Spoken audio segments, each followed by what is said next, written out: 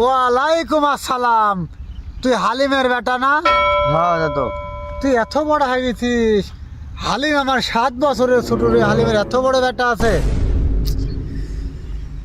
আচ্ছা যা ভাই যা। অবহেলা করে কোন নিবিয়া হালিমের ছেলেদের সালামালকে দিয়া, এ আর ভালো লাগে না। আকিজি বিড়ি খাইয়া শেষে খেকের খেকের কইরা কাশে হাইরে কাশিতে কাশিতে যাই লঙ্গি। এখানে আসো কথা আছে, এখানে আসো বসো। তুইও দাদা করছিস?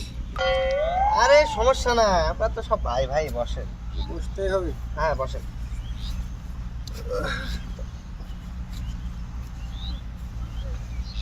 দাদা যে সিনাই যাচ্ছে না, একেবারে নায়ক নায়ক লাগছে। আর নায়ক করতে হন রে ভাই। কি হয়েছে? কথা বলার জন্যই তো ডাকলাম, বলেন দেখি কথা বলাই শুনে। আপনার কথা আবার শুনতে খুব ভালো লাগে। তোর কোন কথা শুনতে যে ভালো লাগে রে ভাই, আর তুই কোন কথাই শুনবো? কথা না হয় পরেই শুনছি, চুল দালে তো ভালোই কলপ মলপ করে একেবারে নায়ক নায়ক সাজিছো। বিয়া শাদি করছো নাকি? আর বিয়া শাদির কথা কি বলবো? আর চুল কালি করার কথা বলছিস তো?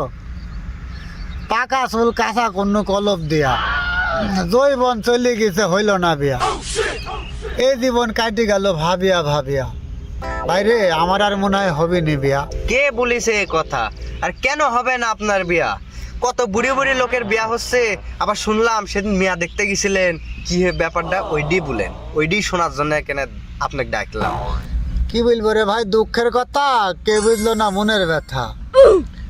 তো ঘটকের কথাই শখ করে দেখতে কেন মিয়া। আরে ভাই, ওখান যা শুনি যে ছোটু খান পড়েছিল ধরা, বড় খান ভাতার ছেঁড়া। হাইরে কপালে আসে মানুষ শুনি খলখল করে হাসে। আরে ভাই, বুড়ি মানুষে শুনে হাসে। ভাইরে আমার আর মনে হয় হবে না বিয়া। যাই হোক, সেই দিন যে গেলে গোবর গাড়ি মিয়া দেখতে, সেইটির কি হইল? সেইটিও কি ওই রকমই হাতার ছেঁড়া না? ভাই সেদিনকার মেয়ের কথাটা শুন। সেদিনকার মেয়েটা ভালোই ছিল, তেমনও কোনো বিয়াটা করব সে ব্যবস্থা হলেও কেন?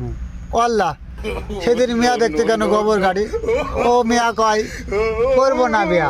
কি করবে না তা বলতে বুড়ার পাকে গেছে চুল দাড়ি চলে আসনো। ভাই আমার আর বুঝে হবে না বিয়া, শুধু এই জীবন কাটি গেল ভাবিয়া ভাবিয়া। ভাই করো না মন ভারী, তোমারও একদিন হবে শ্বশুর বাড়ি।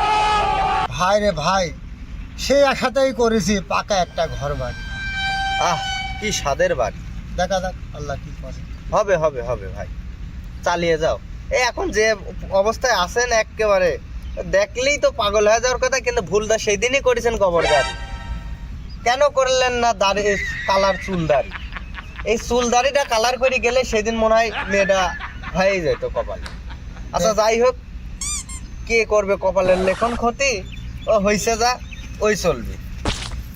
আচ্ছা ঠিক আছে, ঠিক আছে ভালো ভাই। থাকিস ভাই। আচ্ছা, আর তারপরে আমি খোঁজলে জানাবো নি। আচ্ছা আচ্ছা ভাই যান। মোহন ভাই আমাদের একটা সিনিয়র বড় ভাই, যেই টাইমে তার রূপ গুণ, এক কথায় একটা সাওয়ালই ছিল এলাকায়, সেই সাওয়াল আজকে মেয়ে পাচ্ছে না, কেন কেন ঘুরে বেড়ায়। যাক, আমারে দাড়ি মারি কেরম কেরম হওয়া ধরেছে, একটা চুলমুল পাকা ধরেছে, যাই আজ লজ্জা সরম করি বাড়ির যায় বল দিব বিয়ার কথা, না হলে শেষমেশ পাবো না কোনো মেয়া ছুরি। যাতে হবে আমাকে সেই গোবর গাড়ি, আর গোবর গাড়ি যায় সখন গুলবি আমাক এই সুরার পাকাশ দাঁড়ি। হবে না এত দেরি, এখনই যাবো ঠিক করতে বিয়ার গাড়ি, পরে করতে হবে পারাপারি। যাই আমি এখনই করি তাড়াতাড়ি।